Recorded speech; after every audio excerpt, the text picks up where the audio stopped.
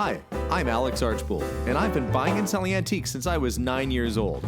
From basements to scrapyards, I'll look just about anywhere I can to find lost antiques and collectibles. And sometimes I'll go big and buy everything. I never know what's going to happen or who I'm going to meet. This is our life, this is our adventure, and this is Curiosity Inc.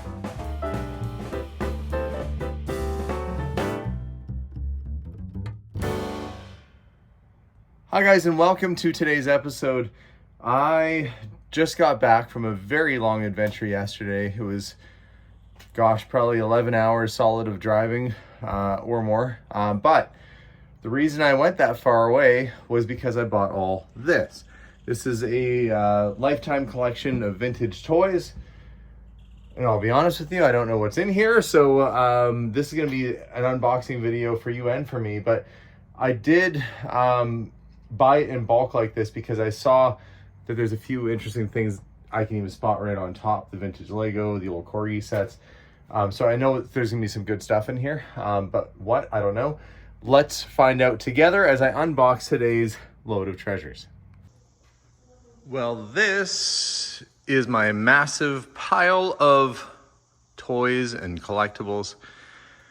I've got it laid out on 3 tables, and yet there's nowhere to sort. So I'm setting up another table over there so I can sort onto it. But the only way to really tackle this is gonna be one box at a time. But I can already see that there's really cool things like the Johnny 7 one-man army in the original box. But I don't know if all the parts are there. We'll have to go through that. I collect Corgi toys, and there's the Corgi gift set 48. Somebody's put it in upside down, but this is a very nice gift set. It's got the Cooper Minis. I think the little Ford Cortina wagon. Anyway, just a really cool little set. And it's all there, and it looks to be in just perfect condition. And if you're wondering, oh, well, the car's missing. No, it's right there. Somebody just put it on the little truck at some point. But that, on its own, potentially can be worth somewhere between $800 and $1,000. So what did I pay for everything? I paid $7,000. You might be saying to yourself, Alex, that's a lot of money, and it is, but I only need to find 70 things worth $100, and I think that's not going to be a problem, especially since I already found one set that could be worth $1,000 on its own. Lots of potential here. I bought these boxes as you see them, as they are, because they look to be kind of the right age. You got 15-cent cover comics. This is sort of 1960s and 70s stuff, and if a lot of this is around the same age, there's a potential that there might be superhero stuff in here too, although, well, there's one, All-Star Squadron. You just hope that you're going to find a few interesting books along the way. Flintstones mugs for only 75 cents. So Gold Key Comics, we'll get these all separated and put aside. Some are missing covers, that's no good. Classics Illustrated, Flintstones, okay. Well, I'm gonna start putting these things in piles. A lot of people collect comic books, but not if they're in this kind of shape. Unless, although Spider-Man, the first one, without a cover, is still worth money. Walt Disney comic, 12 cent. The 12-cent Scrooge. You heard what I said. I said Scrooge. Yeah, there's the Flintstones. We'll put that in the Gold Key. So I'm going to try and make little piles, and then hopefully we'll get a few interesting ones along the way. Look, all new Secret Romance. Some of these covers are pretty interesting. Ghosts, we challenge you to read the true tales of the weird and supernatural. Please don't mock the dead. Those hats are cursed. Okay.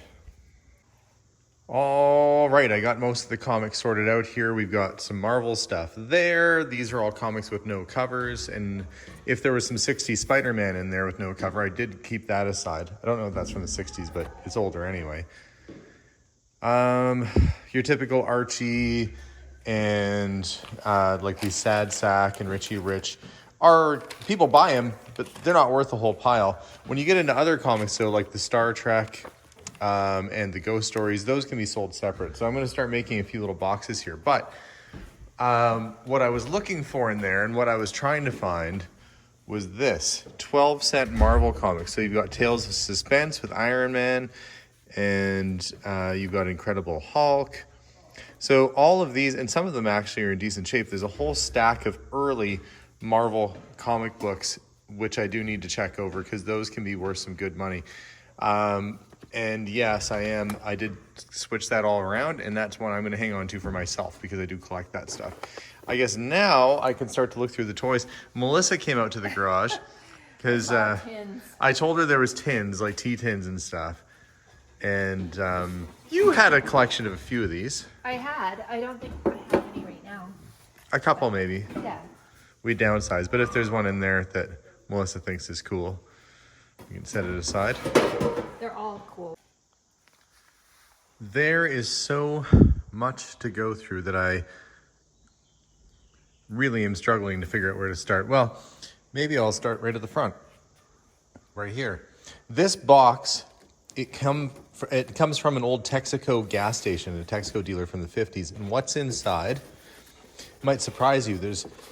I think there's close to 100 of these, but these were, in the 50s and early 60s, a dealer promotional. The Texaco fire chief hat, and you fill up your tank and your kid would get a little fire chief hat. They'd stick that on their head, on little Timmy's head, and off he'd go to play in the neighborhood. Because they're cardboard, they weren't really meant to last all that long. So finding a factory case completely still full of those is pretty cool. Value, they range between $20 to $40 each, depending upon the sale. So you add that up, it starts to get a little bit more value there. This is also another thing, exclusive Texaco dealer offer. It's motorized, batteries included. What is it? It's a Texaco tanker, like a boat. And I guess it's meant to float on the water. It's got all of its little accessories in here, even the brochure at the bottom of the box. It is it labeled Texaco? Yeah, it looks like it is.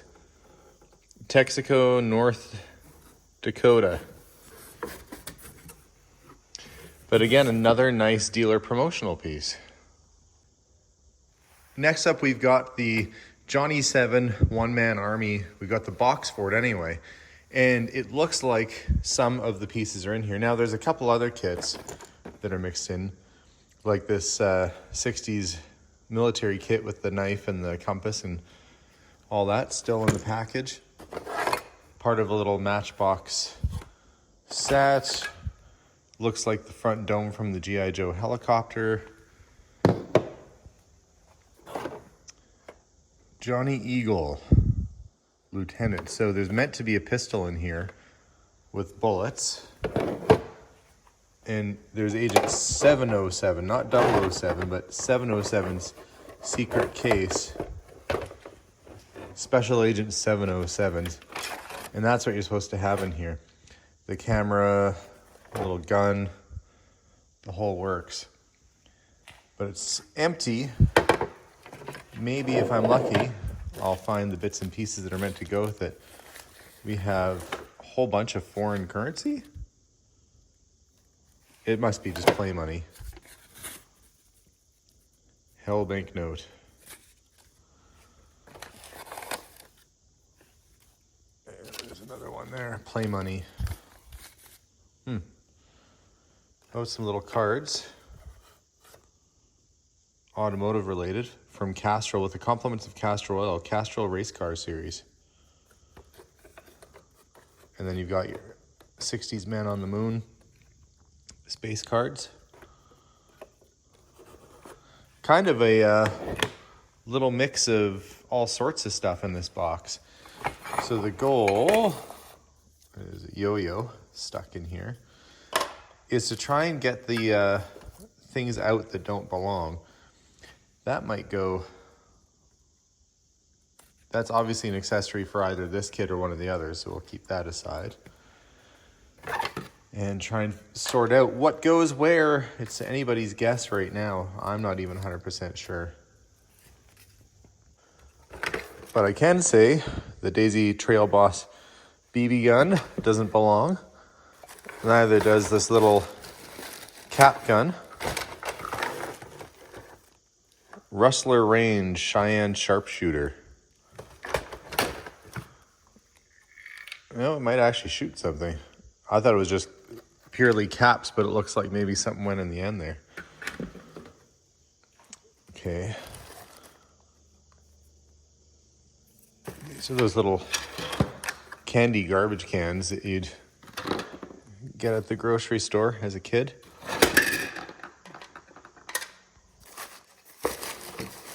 Oh, there's a little pistol. I don't think that's one of the secret agent guns, but hopefully we'll find it in amongst all this stuff. Oh, look, there's another Rustler Laramie repeater toy gun.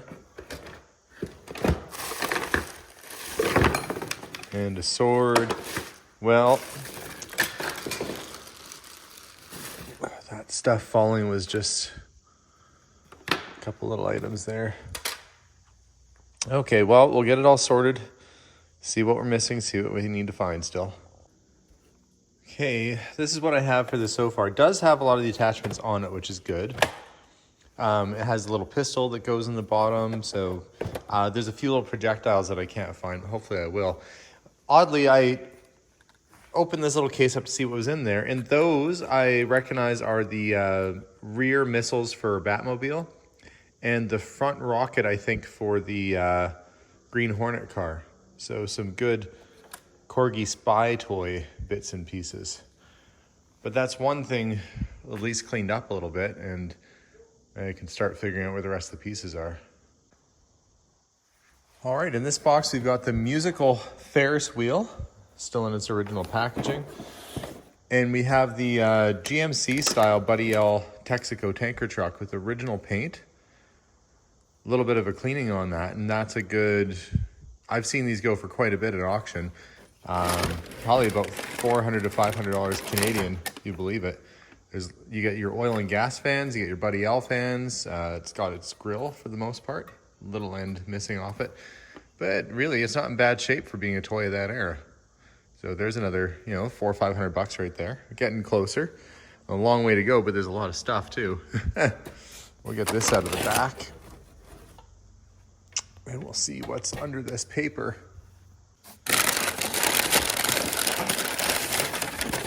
Okay, a little cab off of a truck. Well, here's an older toy. That's going back. That's a Coca-Cola truck. A 1920s Coca-Cola. It would have had tiny little glass Coke bottles that went in there. And I used to have a bunch of those little tiny glass Coke bottles.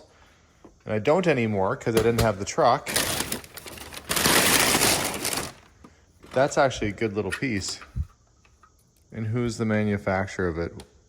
Metalcraft Corp, St. Louis. That's really neat. Coca-Cola fans go crazy over something like that.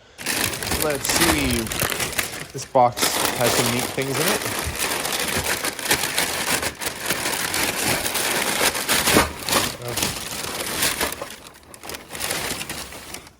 Got an old, it's not Tonka, Buddy L maybe? True Scale, it probably says it right on the side, True Scale.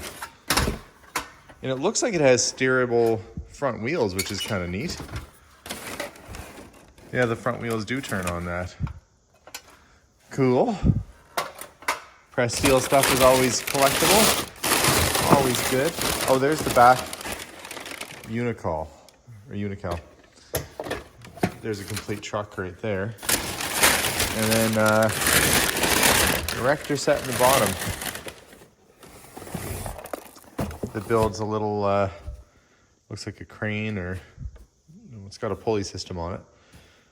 Some kind of funky thing gets built off of that. I should just peek inside and make sure that's what's in it, because sometimes it's not. Oddly, the set is in there, but there's also some Christmas wrapping materials and stuff too, but the parts for the truck are at the bottom, so I guess we'll keep that all together as it was, as somebody set aside. But nice that it has its box still too.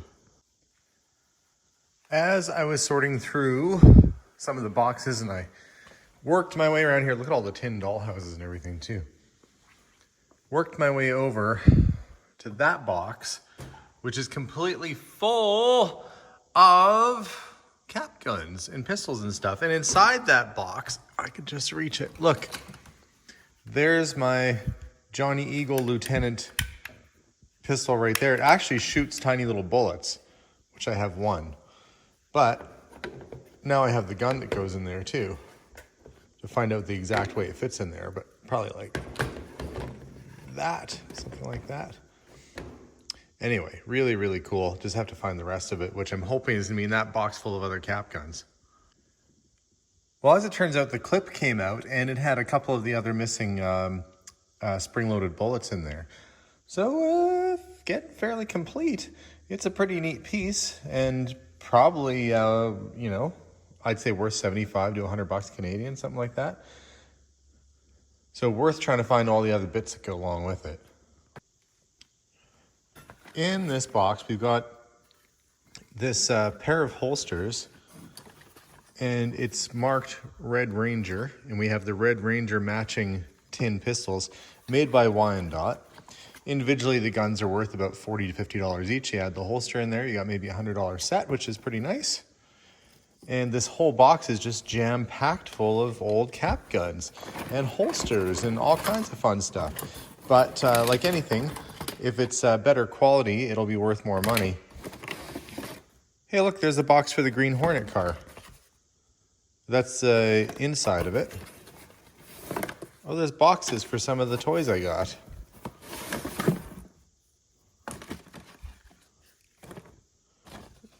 Zeroids. Those were kind of neat. I didn't see that I got one of those. Maybe it's in here. But it's cool to find some of the box for the car that I got. I did find the green Hornet car, actually. I don't know if I even showed you guys that on camera yet. I'll have to show you some of the better little Corgi toys and stuff that I came across. That is the same... Made in Hong Kong. Well, time to bring this over to the other table and empty this out. In this box, we've got the bucket of 1960s little green army men. I'm sure a lot of people watching probably had or have some of those kicking around the house somewhere. If you're lucky, you had the one with the parachute on it. And then these are tin plate. That's a big one. That's a Mark's Air Force Rescue helicopter. And it's complete. It's got the wheels. It's got all the blades on the propellers. They actually just fold out to make it, you know, into proper helicopter blades. Oftentimes those are broken, so pretty nice to have that all intact. And what else is in this box? We have a tin Thunderburp gun. Somebody has put some camo on it, but it's kind of neat. Would have been battery operated, so it lit up at some point. So I'll keep that out to put in with the gun assortment. And well, we have a Redline button for Redline Hot Wheel, and another one right there. Oh, and that's a police badge. Silhouette. Anything else in there? Nope. Guess that was it. Just checking carefully here because I don't want to accidentally leave anything behind.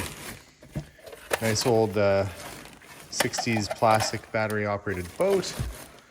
And then it looks like we've got some military toys in here. Kind of a mix. It looks like, this looks like the Centurion, the back for the Centurion tank hauler from Dinky Toys. And there's the tank that goes on it, missing one of the tracks. And there should be, not that, but there should be a truck here. This one. That's a set right there. Those all go together. So I gotta put everything back together where it belongs, and even the Star Trek Enterprise. That's got to be put back together too. This is kind of neat. The skyscraper fire truck with siren sounds and so forth, and it looks like it's all there and in pretty good shape. Yep, it's in really good shape. Well, that is cool. And nice to have the box that goes along with it too. In fact, there's a couple toys in here as I'm sorting. Like this, the Mark's Farm truck. That is inside there as well. It's original inner layer. This is basically like brand new. Look, it has little chickens that move around when it drives. It's got pigs and cows that go in the back. I've had this toy before, but I've never had it with its original box, so it's kind of nice to get it complete like this. Here's a nice little doll set. Beautiful little beaded outfits and leather. And I think that, I don't know if that's the original box, but it might be. But they're in great shape.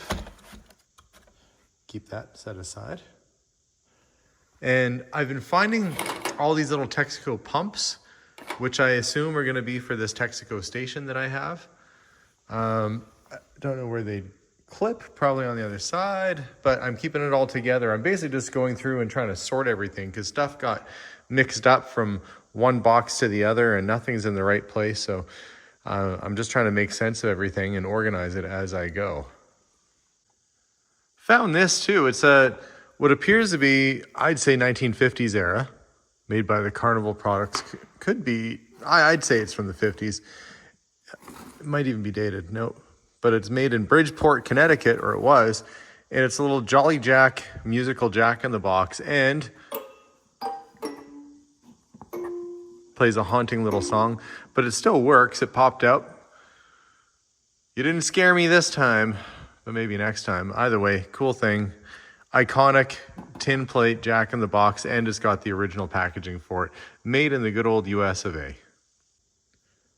Some of this stuff I just have to kind of laugh at the design. I mean, that imagery, I don't know if that make a kid want to play or run away from it. They're pretty mischievous looking little things, this Tiddlywink set, but that's an old set, probably 1930s era. And it's still there, still in the box, still able to be played if the person wanted to. And here's another fun toy. Look at this big bang cannon with tube of bangzite. Real noise for boys. Just when you want to unwind at the end of the evening, you let your 9-year-old run around with an actual firing cannon that explodes. But lots of fun, I'm sure, and it looks like it has all its bits and pieces and instructions and original packaging. Made in Bethlehem, Pennsylvania. And I've had many of these before. Again, not too many survive with the box. So kind of strange that somebody would have kept the box for this thing, but it makes it just that much more collectible. And I'm putting these things aside and I'm inventorying as I go, just to try and make my life easier because as you can see, there's still a lot to go through and I'm just going one little bit at a time here. I am making my way through this pile and I'm finding some neat 1940s Marks and Wyandotte airplanes that are very nifty. They do have the propellers, albeit a little bit bent, but they're all there. And Melissa and her brother James came out to see what was going on. We were talking about Teslas. Yeah. And talking about cars and stuff. Yeah, so James, at some point this week, James is here visiting. I'm out in the garage and I'm trying to get all this sorted and dealt with. And I'm making my pile of processed stuff over there that has to go to the auction. But I try and get to about 100 things every time I do a list, James. If I get 100 things done in a day, I feel like I've accomplished something and then I haul that stuff out. So I've got about 20 things more to go and then I can end it for the night. But look, I'm even finding Hot Wheels from like my youth, 1980s Hot Wheels still in the package. Old Lego sets, real old Lego sets. Oh yeah. And old dinky toys and Corgi toys. This was neat. This was a little battery operated army Jeep and you got the guy who was making the call. Calling it an airstrike or... So while we're in there, you're in here playing with toys. I am playing with toys, yeah. And there's a battery-operated Rolls Royce. That's pretty nifty. I've had the tin friction ones, but not the battery-operated one before. There are a few things in here that I didn't normally have. You might notice that the big bulk, a lot of the toys and stuff I had piled up here are now gone. That's because over the last couple days, as I was making this video, I've been taking stuff over to the auction because two things are happening right now. One is I'm preparing for a big auction sale with the toys. I'm also preparing for an auction sale for a bunch of stuff out of a house we're clearing out. So we're going to combine the two and do one big auction sale for everything. But we've certainly got it narrowed down. These are things that I thought were cool that I might be able to sell to Petroliana collectors, people who are in oil and gas, the Texaco tanker, the Texaco fire truck. We have the little mobile gas tanker right there, which somebody who's into gas station memorabilia might think is cool. I don't know, just things that I wanted to look at a little bit longer before I got rid of. But I will get rid of them eventually, I always do.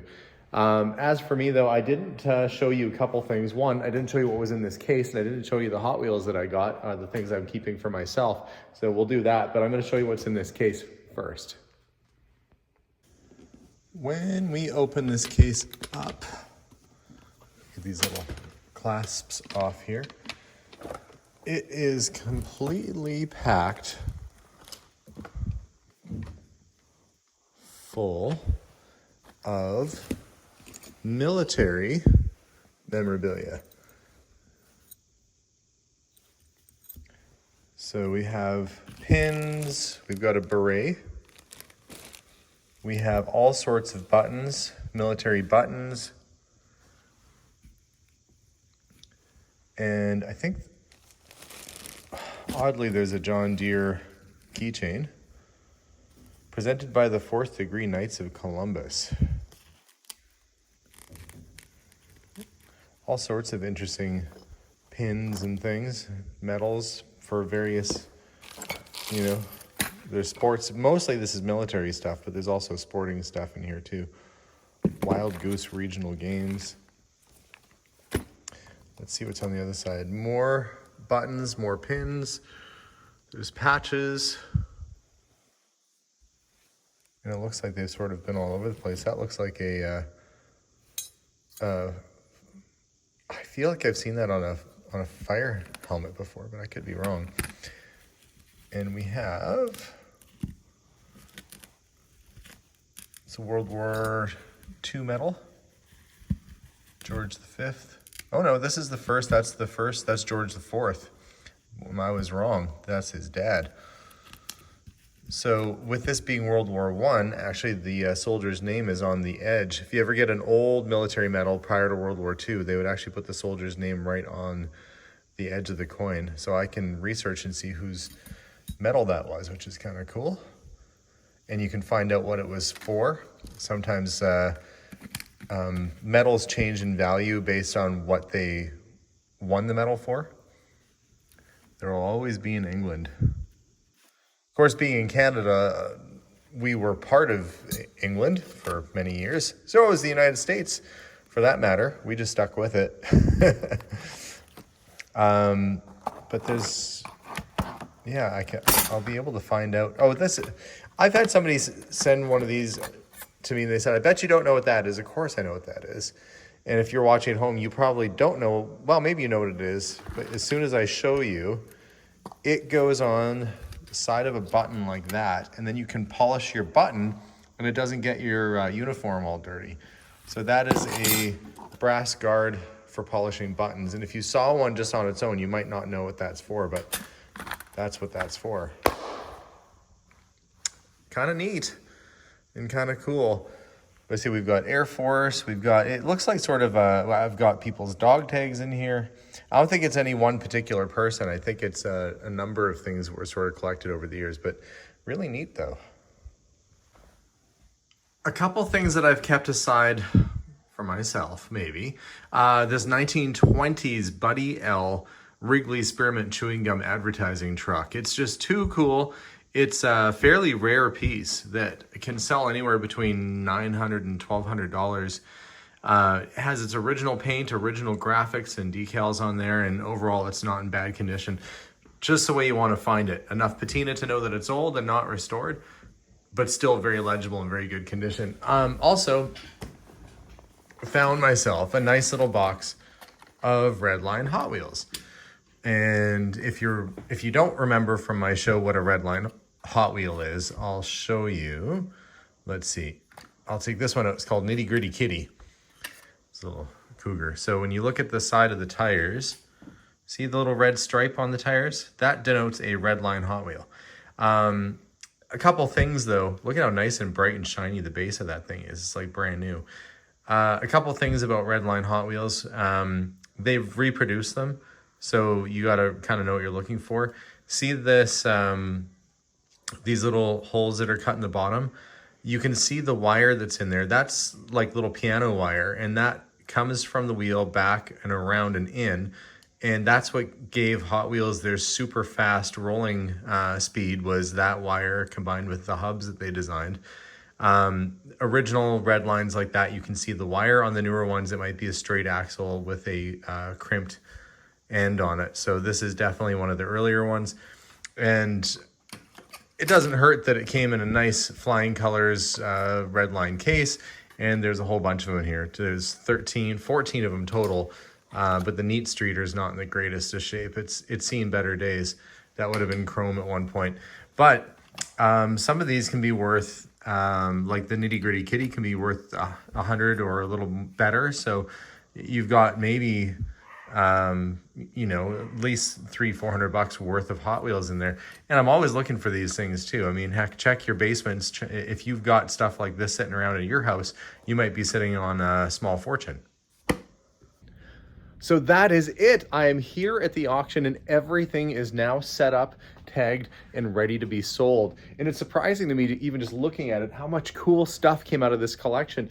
It should be a great sale. We've actually combined it with the sale of all the household stuff that we picked up. So if I turn around behind me, you'll see there's all the estate stuff that came out of that property we cleared out. So it's going to be a big sale. To visit the sale, to visit the auction, if you want to go and bid, you can go to kauctions.ca and we'll get a date posted. Stay tuned for more information on when this auction is going to go live, but I'm sure we'll do a live stream of it when that happens. But guys, a fun adventure, great trip out with my son out of town, and well worth the, well, you know, 11 plus hours of driving to get all this cool stuff. So to view it, again, kauctions.ca, to bid on it and win it, same site. As for me, I'm going to enjoy my trip to Nashville, which is coming up next, and kind of enjoy life. And I guess keep looking for more treasures. So if you haven't subscribed, make sure to do that. You can check us out on Facebook as well, under Curiosity Inc. And guys, have a wonderful day. We'll see y'all soon. And as always, bye for now.